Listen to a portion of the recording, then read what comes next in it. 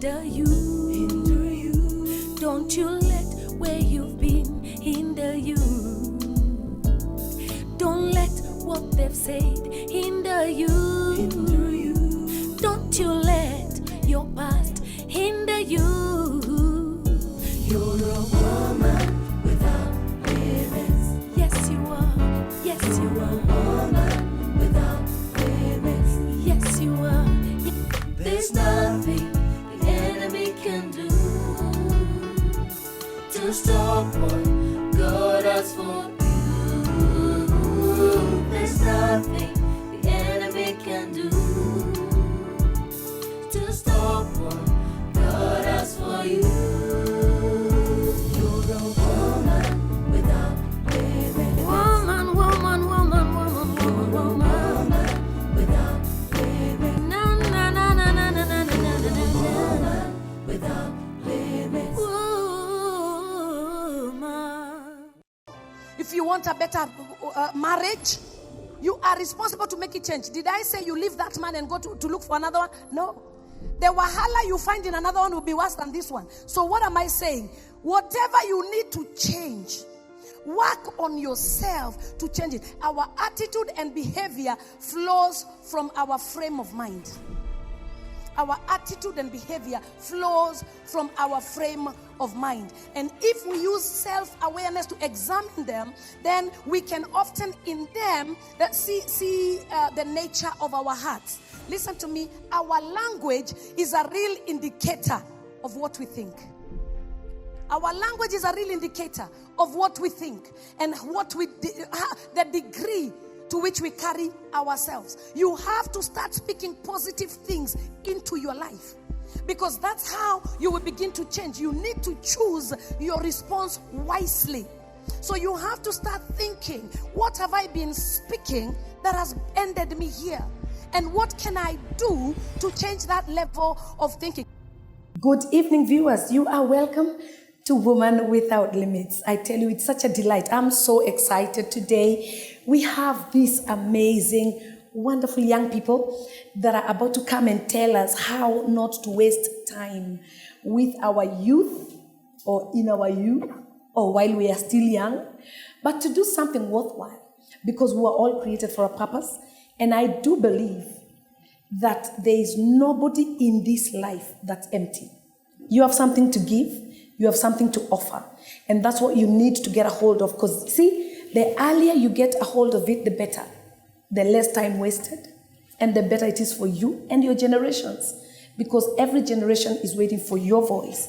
They are waiting for you to get a hold of your purpose. Because then you'll affect a lot of lives.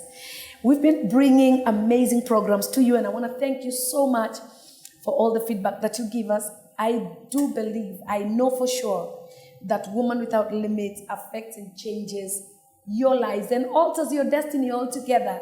And that's what we are all about. I am Reverend Kiuna, and today I want you to help me welcome 3 amazing people. Give it up. Wow, isn't this amazing? Yeah. Now, Fumi, and that is Ola, yes. And that is Tomide. And you know what? These are all Akinyemi's children. Yes. How do you pronounce it again? Akinyemi? Akinyemi. Akinyemi? Yes. So we are good. We're trying. But you said something. No, you said Akinyemi. Akinyemi, yes. Nyemi. Yes. So it's Nyemi, not Yemi. Yemi, Akinyemi. Oh, Akin. Okay. Akinyemi. Akinyemi. Isn't it? Yes, close enough. Close, eh? Mm-hmm. Okay, I'm coming. So, these are Dr. Wallace and Pastor Taiwo's babies, children, okay, grown-ups, okay? And we thank God that you're here. You know what's so amazing is that some of them, I saw them before they were birthed. Like Ola and Fumi, I knew them from the womb. From the mother's womb. Tommy, I met when he was still very, very young. Yeah. And so I've known you forever, you know? Yes. So I told them today I'm your next mother. Eh? When your mother is not there, I'm your mother, you know? So I can slap you and bring everything in. And it will be fine, okay? Yes. So let me start by asking, before we get into the gist of today, let me start by asking, which of you was the favorite child? None. I don't think there's a favorite child. You sure? Okay, well, I think I got in trouble the most, but I wouldn't say, in that respect, I might have been the favorite for getting in trouble. Bringing you up, were they harsh, disciplinarian? Who is the disciplinarian? Mom. No. Yeah. I think she's the more often disciplinarian, and then dad is the less often, but it's the more serious situations. But then again, for me being the naughty one, I have first-hand experience. I'm sure for them it was probably slightly different. Okay, Ola, tell us, what was driving you crazy? Well, I've always wanted to know. I think I was just a curious child. I was curious, like they said earlier, I would put stuff in the socket, because if this thing powers a television, surely it must do something when I plug something to it. So I was just curious, and my curiosity got the better of me probably too often. So I had a very naughty childhood. But by my teens, I had settled down. But the road of correction would always drive you back. Yes. To the right channel. Yes, it would. Right? Okay, so did you take it against them? I think there was a period when I did, but then as I grew and got smarter and was mature enough to take responsibility for my own faults, I was able to learn from it. So then it's more of, okay, I've done wrong, why am I being punished, rather than the world is against me because I'm like this. See, you grow. Yeah. Right. So what would you prefer normally as a punishment, if you may? Like, would you prefer to be spoken to or beaten or both? I think, okay, I would always prefer... Okay, let's not say what you preferred. What worked? A firm, I won't say being beaten, just a firm encounter. Be it shouting, just provided I realize, okay, this person is serious, then I would calm down. They're really not joking. Yes. Yeah? So they would always speak to you. And, Yes. And sometimes speak, like a preacher. Yes. With a proper loud voice. Definitely. Did you talk to your brother? Did you ask him, hey, Ola, what is it? Sit down and talk to me now. I think he was extremely young at the time, so there's not much. I was also confused. Like, we had a Nintendo. We used to play it together. And then one day he took the pad and he bit it and destroyed it. And so I was so confused. We played this same thing together. This is our game. Why would you destroy it? So I think at that time, I was looking for answers that I never got. But as he grew up, then, we were able to deal with that. How can you eat our Nintendo? I was a special child. But you know what? You're truly your father's son. Because he told us he really used to dismantle things to find out who made them and why were they. Why did you put this wire here? Those are ingredients of genius. That's amazing. So, Mama, you were just watching, or were you also? Did you have your own naughtiness? Yeah, I did. He's doing this. Tommy's doing I did, but not on his level. So my punishments were mostly this punishment my dad had called face the wall, where you just look at a wall for like an hour. And then after that, you're sobered up. So After facing the wall a couple of times, you lined up. Yeah. You straightened out. I think that was actually the punishment that got to me the most, because I was so restless. And so just keeping me in that spot, by the end of it, I was deflated. You are fine. I'll do what you say. Yeah. Just don't tell me to face the wall again. Wow, that's beautiful. What about in school? Were you the same child in school, or in school were you behaving? Were you getting good grades? I was a good girl in school.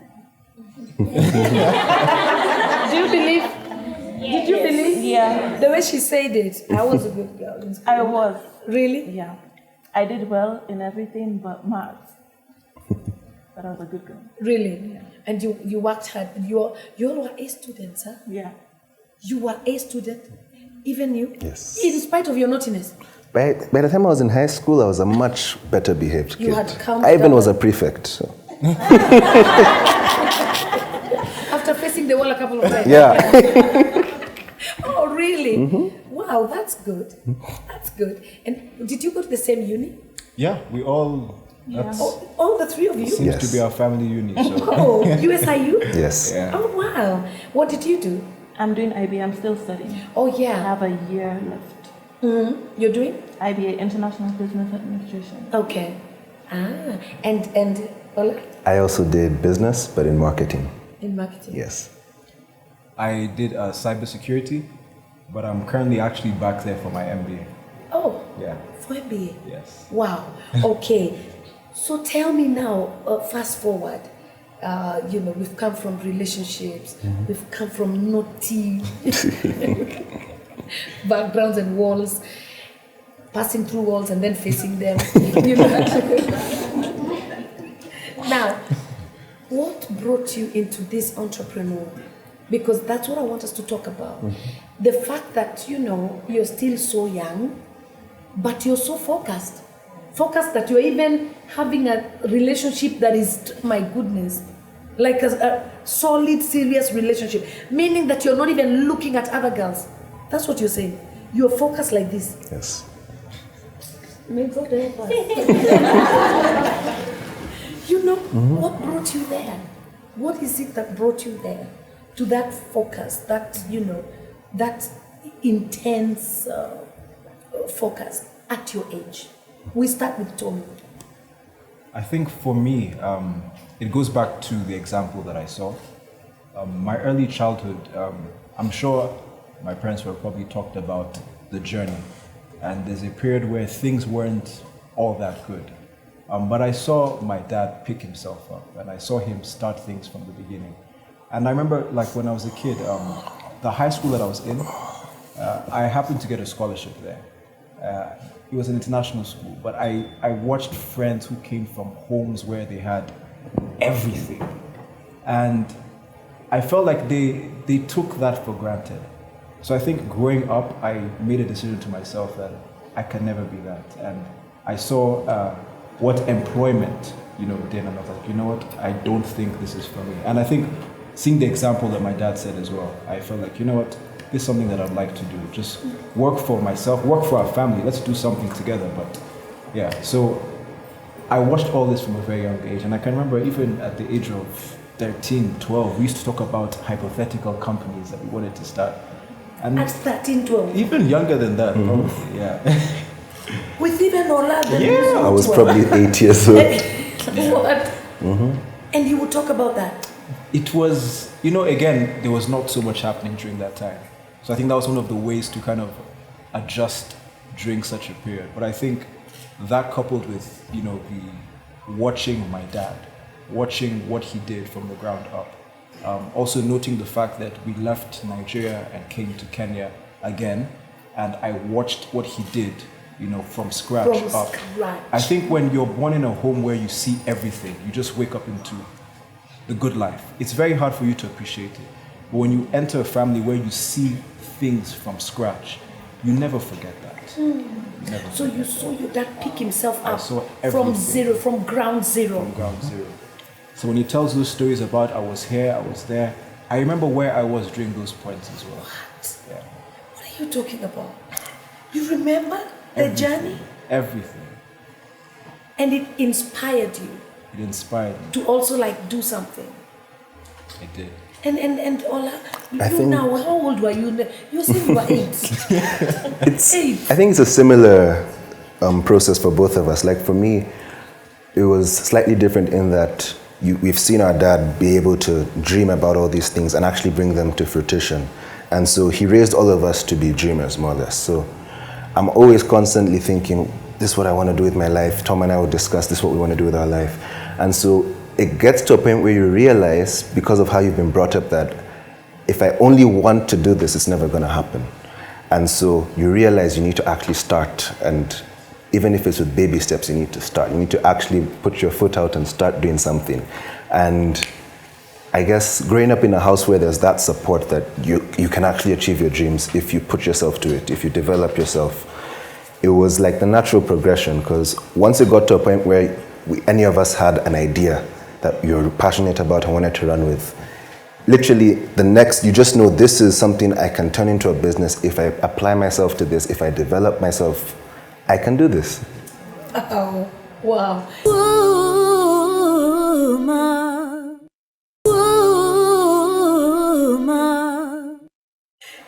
And you little girl, you also grew up into this. Yeah, I think also another thing we were taught from a young age was working for anything you want.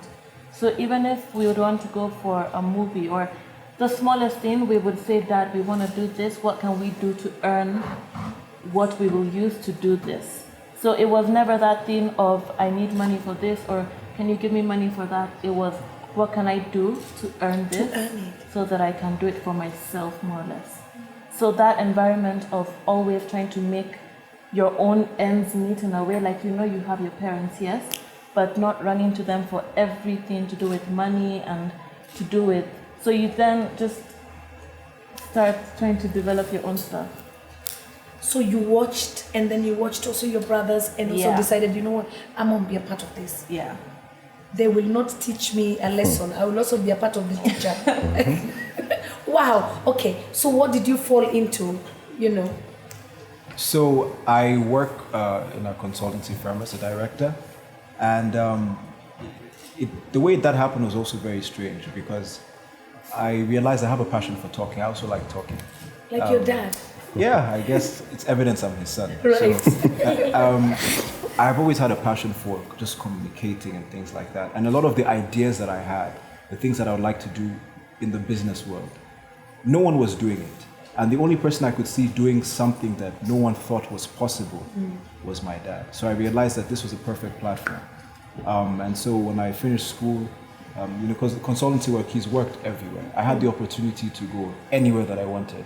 But I felt that, I've seen that a lot of, especially in Africa, a lot of African businesses don't succeed beyond the founder, because people after lose touch with what was started. A lot of kids lose touch with what sent them to school in the first place. You send your kids outside and they only come back when it's time to distribute the money, and then they go back.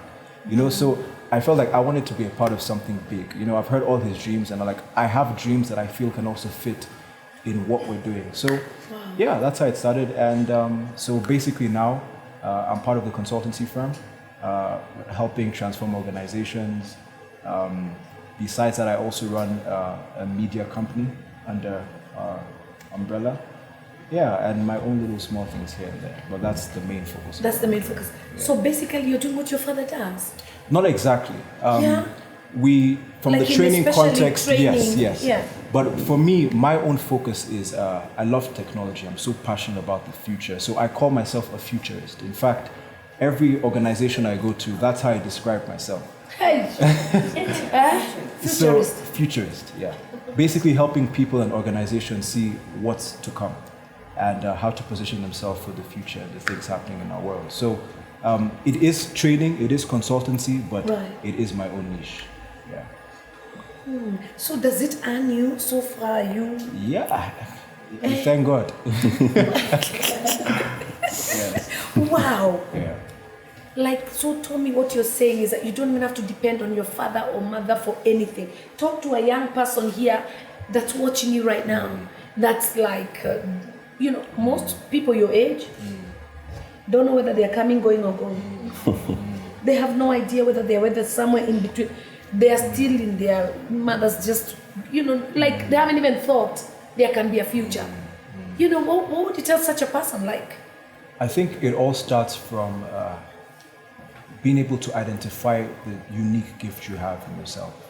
I've always believed that the gifts that we have are the things that open the door to where we're meant to be. And I like to use the example of someone like David. He was called to be a king, but it was his excellent gift of music that put him in that position. Joseph, called to be a prime minister, but it was his gift of interpretation. So I think it always starts from your gift first. Know what it is that you're good. What is it that people compliment you about? What is it that people would ask you for opinions of? So yeah, there's the speaking, there's also other things I do like music, but I saw that the speaking element, because speaking and writing kind of work hand in hand, that if I can capitalize on this and find a way to build a career around my gift, you will never have to work a day in your life. So I think with that said, start by focusing on your gift. And I know if you don't know what it is yourself, then there's something that people see in us that we probably don't see. So what is it that people compliment us about? What are those areas that we're probably neglecting? There's a lot of wisdom there, and if you're able to find that, maybe somebody looks at you and tells you, "Hey, you dress well, or Exactly. you sing well, Yes. or I like the way your hair Exactly. is. I like your makeup and Exactly. stuff like that." Exactly. Then you start to pinpoint, like, "Oh, Yeah. maybe I'm good at this." Yes. And then I think Wow. in addition to that, once you discover it, it's not enough to stop there. It's about now perfecting your craft. Right. Like I grew up in an environment where my dad reads all the time. So to be a futurist, that means I have to tell him things he does not know. I have to make sure that I'm always... Him, Yes. So... Dr. Wale, himself, Yes. things he doesn't know. So yeah, so I think from being able to develop a culture of working hard and perfecting your craft, that's what makes it worthwhile. You can't just have the gift in isolation. I don't think if David was an okay musician, he would have gotten to the palace. He was the best in the land. The best. So with that, just perfecting If the you skills can that you play and have, demons flee, you're the best. you're the best. Yeah.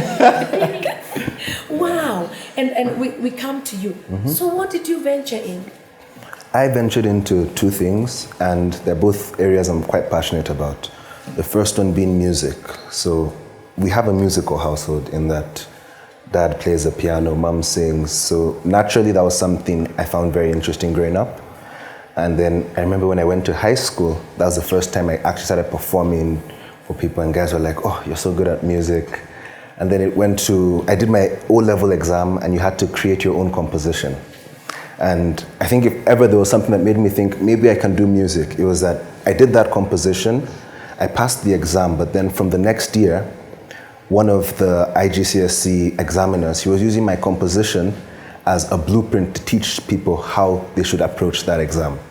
And so that made me think, okay, if I put myself to this, I might be able to make something out of it. At the time I was about 16.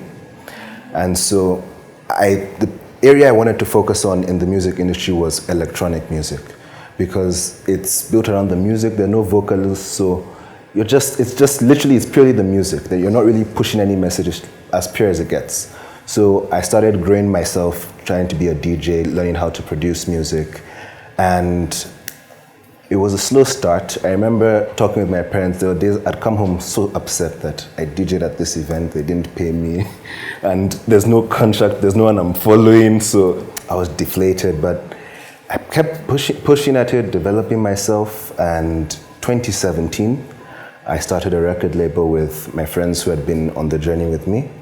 This is our second year. We're about to release our first large-scale project. And I thank God it's been an amazing journey, and now we're beginning to see the fruition of things I dreamed about for a long time. And then on the other hand, I run an esports company. Esports deals in PlayStation and all things video gaming. And what we basically do is we use esports as an avenue to give young men a chance to use their time more constructively and earn something as they do it. Yes. And they earn something as they do it? Yes, they do. How so? So we work with different sponsors for the tournaments, but the main gist is that they get cash prizes for winning the tournaments. And in doing so, we have a chance to, through the other Power Talks companies, we get a chance to really empower them and teach them that even if you're not a winner in the game, you can be a winner at life. Can you, oh my goodness. Did you hear that? Even if you don't win the game, you can be a winner at life or at something. That is powerful. And sweetheart, what did you venture in yourself? Okay, I was always very passionate about beauty growing up. And I remember when I was 6 years old, my dad got me a professional makeup artist kit that was huge. It had everything. So from that young age, while other parents might have thought, why buy your young child this kind of stuff? He actually believed that if you really are into this, I'm going to support you. So fast forward. From the age of? 6. While the others are playing Kalongo. So the others being entrepreneurs at the age of 6, when others are still Bano. Whoa. Fast forward now. I started a company called Fumi Beauty, and what I do is I work with girls from the slums who are passionate in beauty. So we get them out of the slums, I train them, I give them access to all my makeup, they're able to practice, and I teach them so that they can enter the beauty industry if they want to. So you're saying you have your own makeup line? Not yet, I'm working It's on coming. my line. That's what you're working Yeah, but on. so far it's more of teaching girls, helping them get into the industry, be it with other companies in the industry. And then I choose, well, I have 2 that work with me right now that I pay. So it's like... You're 19. Yeah. You have people you've employed. It's okay. So I work with them and we teach in schools, especially low-income areas where girls won't have access to the kind of products. Because, the beauty industry is actually $1 billion industry. But it's hard to, in an environment where there's no access to the products and the real facts of the industry, it's hard to see what can come out of the industry. So that's what I'm trying to show girls. And so when I see they're passionate about it, I teach them, I work with them. And then they're able to enter the industry like that. And it's also a way to empower them and let them, apart from the makeup part of it, I teach them about beauty starting from within. So it's not all about the outside. So before I teach them to do makeup, I teach them to be comfortable in their own skin. Hey! Because That's 19 years. Yeah, because what I'm trying to tell them is that it's not about, like, yes, you might say you like my makeup, but that's not all that I am. So it starts from within, and you should love yourself whether you have full makeup on, zero makeup on. So many of them, they learn like that. Yeah. Yeah. So you're working on them from inside out. Yeah. Hey! For me, that's amazing. And it just came from within. You just started loving makeup. And did you do your own makeup? Yeah. Even those eyebrows? Yeah. We forgive you. It's fine. It's beautiful. Thank you. So eventually, you're going to start your Yes, own makeup I'm going line? to launch my own makeup line. And the good thing is that once I start that, I get to let these girls be a part of a brand. Because I just really want them to understand the big things that this industry can do for you, and if you're passionate about it, it can take you anywhere. So starting my own line with them, it's like, it's work, but it's something that's so fulfilling for me, because having products with Fumi Beauty on it, and I know where that money is going, I know what it's doing for people. So Fumi. Yeah. So it's going to be called Fumi Fumi Makeup. Beauty, because my full name is Oluwafumilayo. So when you shorten it Okay, to... wait. Oluwafumilayo. Yes. Okay, what's the meaning? It means the Lord has given me joy. Hey! So Hey! in Yoruba... Wait, we are still digesting. Oluwafumilayo. Yes. So in Yoruba? So in Yoruba, if you shorten it to O and then apostrophe Fumi, it means He has given me. So God has given me, and then beauty. So God has given me beauty. He has given me beauty. So that's awesome. Yeah, that's the name. Wow. And it just came from within. You just thought about Yeah. that? Seriously. With my dad. With your... Because I was thinking I didn't want it to just be some random name. I wanted it to have meaning, and every time I say it, I'm confessing something and I'm saying something. Yeah. So your dad helped you like to choose, think about like what are the options? Yeah, different names. Yeah. Oh my God, that's so beautiful. and your mom, I know your mom does cookery. Yes. And are you also involved in any of that area? I can cook and I can do makeup. It's not either or for me. So, and especially seeing her cooking, and everyone loves her food. My friends come over, and the most common question is, "It's so shocking you're not fat." But you see, so stuff like that. I spend a lot of time with my mom in the kitchen. So Cooking. we cook together. Yeah. So like what? We cook, talk, everything and anything. Now we're into like Chinese and Asian foods. So it's so much fun. And then I have my makeup room, my glam room. So I'm in the kitchen, kitchen. Yeah. I'm in the kitchen, I'm in my glam room. I'm upstairs with my dad, my brother's music. So it's a really fun household. Wow. Yeah. And with your dad, your dad. Who's as loud as your dad? Ola. Ola's probably louder than my dad. He's the loudest person. No, we can hear even the microphone. We're You come to the house. We are trying to the turn it down. You just enter the house and you hear do. You know, Ola is And then you know Ola is making music in his room.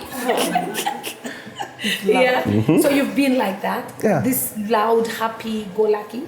Always. Yeah? Always? Okay, and you're full of joy? Yes. Woman, woman. Okay. So where are we going with this? Like especially the music that you all are doing together. You said you're all doing music. You're all into that. Where are we going with that? Like the product, the two of you. Yeah. Where are you going with that? The production and...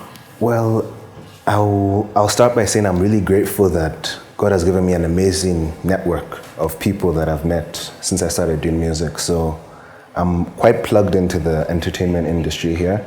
And so I think the big vision is more or less to create a platform where there's a sure path for people who are talented to pursue music. Because I always tell people that I don't want people coming into this industry to have to go through the same struggles I went through.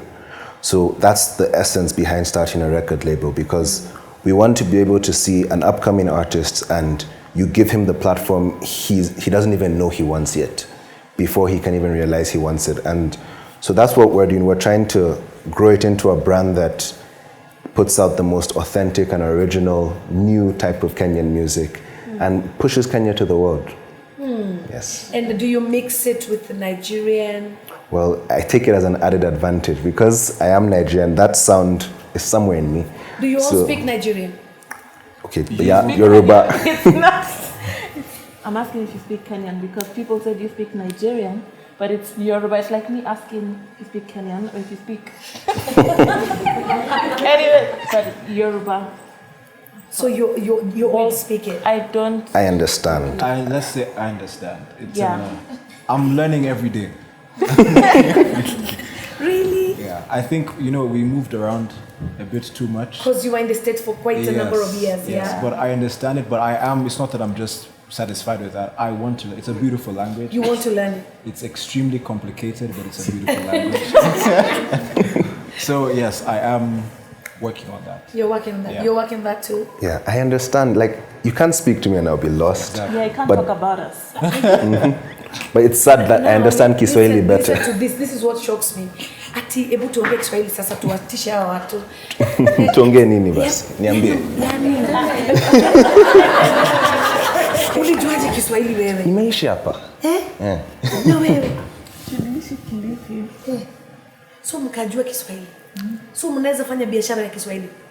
Kweli? Naweza fanya biashara tao hapo ndani. Zola. Really? Yes. Wow. So you, Tommy, I was told you. Don't ask. I was told you only is the one for asking for water. Magic.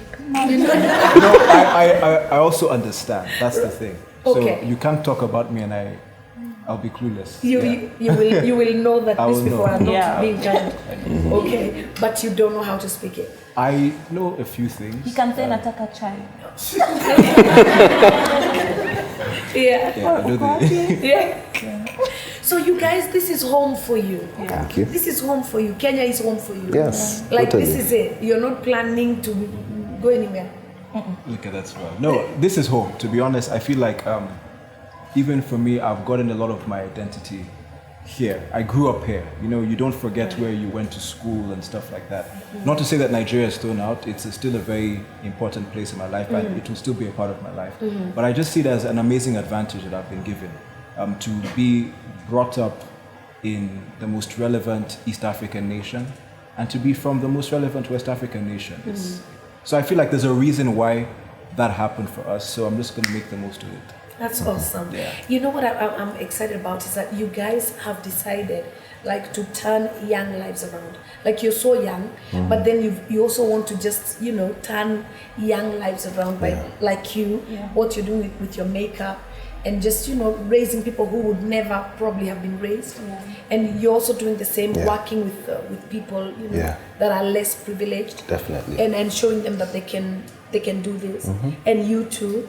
That all came from your dad and your mom, isn't it? Yeah, I think again it starts with, that's the foundation. You know, that's where we grew up. We saw all of these things. We saw how they treated people. You know, our home has always been one of those places where one point in time there's somebody staying with us. You know, so we've seen so much of that transformation, how they've helped other people's lives. You know, so I think when you see when you grow up in such an environment, that's what you want to do as well. You don't want to. You want to live a life that adds joy to people and makes people happy. So, Right. So at the end of the day, you all just want to do what you saw your parents do. You want to be like, to make impact. Yeah. Okay, I want you from here. You start by talking to a young girl that's out there, as beautiful as you are. And just let her know she doesn't have to waste her body and her life. Talk to her. What I would say is, at the end of the day, I'm all about beauty. So it starts from within. So build yourself from within. It's not about your body or how you look on the outside, but what comes out of you and what you're giving to other people. So you might sell your body, but at the end of the day, what value are you adding for someone else in their lives? What are you doing? So make your life all about giving love and beauty to the world. Be the kind of person that you would like to meet, the kind of person that you would like your children to be, the kind of person that you would see and say, I want to be like that. Because if you can look up to the person that you would like to be, then you're going to be set for life. Yeah. Wow. Are you 19 or 29? 19.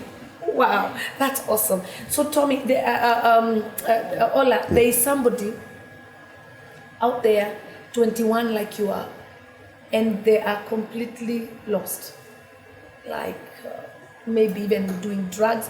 Because many times when you get into a habit of doing stuff, you're covering up. You're covering up your lack of vision, your lack of passion, your lack of purpose. So you're covering it up. And you cover it up by maybe women or alcohol or drugs or something. What would you tell that person? They are right now lost somewhere. I think I'll start by saying something I heard growing up is that even a broken clock is correct twice a day. And no matter how you might feel that, no matter how... a broken clock, you're going too fast. Sorry. Even a broken clock. Is correct twice a day. Thanks. And It's correct twice a day. Hey! that just goes to show that no matter how messed up you think you are, or how out of hope you think you are, there's someone in this world who's looking at you and wishing I could be in that position. And don't take it as just that. Use that to know that if someone wished they could be in this position, that means I should be able to better myself, because you're probably wishing you're in someone's position. Take it as a raw material, that just that desire to be in a better position, take that as a raw material to grow yourself, develop yourself. And because the truth is, if you're genuinely good at what you do, people do not matter. People don't care who you are if you're really good at what you do. So you take your time and develop yourself and be that entity that you want to look up to. And I can assure you, the story and the narrative is going to change. Wow. That's powerful. I mean, honestly, 21 going on to 41. And Tommy, what would you tell somebody who's your age, who really just doesn't know what it is that they desire even? And you know, you're so focused right now, even ready to walk down the aisle with a... How old are you again? I'll be 26. You'll be 26 this year? Next month, actually. Next month? Next week. Next week? Yeah. Oh, wow. The July? Yeah. Or the beginning of July? July 2nd. That is so awesome. So you'll be 26. Now, 26, you already know that you're walking down, and you've known 3 years. You've been with somebody for 3 years, so from 23.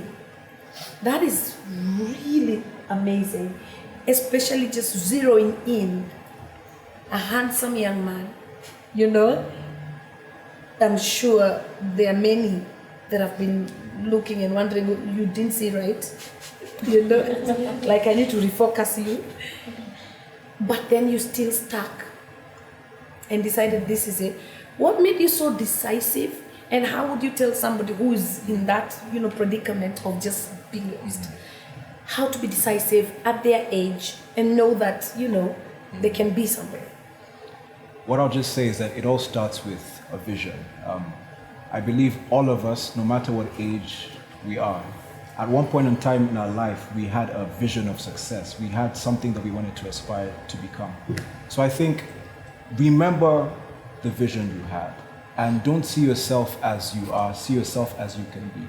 And above all, focus on the gift God has given you, because your destiny is attached to your gift.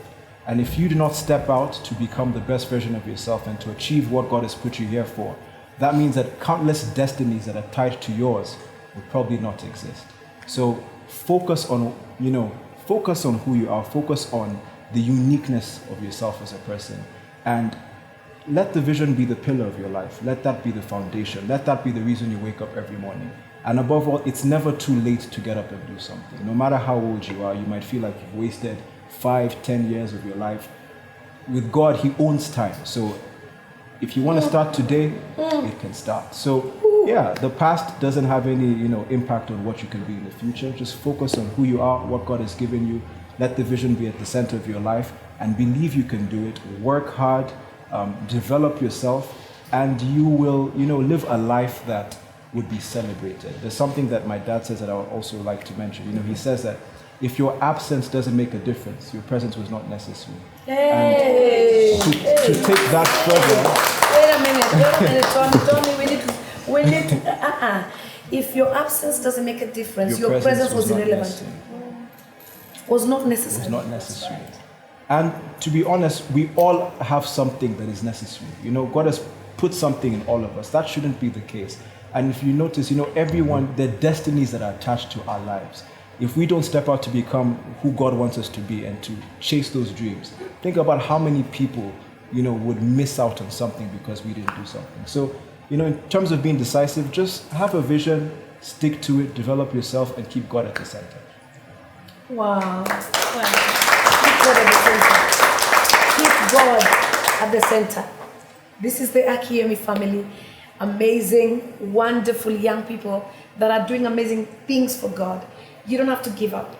You can become anything at any time. And like they've all said, they are focused. So that's what you need to do as a young person. Get your focus in place. Get your life in order.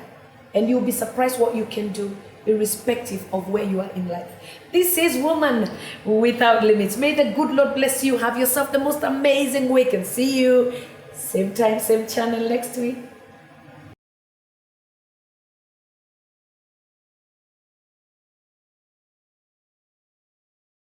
Until your mind changes, your life will never change. Did you know that your thoughts hold the master key to the life that you desire? Just think about it. If you want to change your life, you must change the way you think. Did you also know that experience is not the best teacher, but wisdom is? I am so excited to be bringing to you my latest book. I'm calling it Think on These Things. In his new book, Bishop Allen has put together a collection of power thoughts, insights, perspectives, and practical applicable wisdom drawn from his exciting years of experience. Inside the book, you will find deep insights on the power of purpose, integrity, self-leadership, excellence, the power of the mind, among others. Truth is a universal commodity. Wherever it is applied, it produces the same results.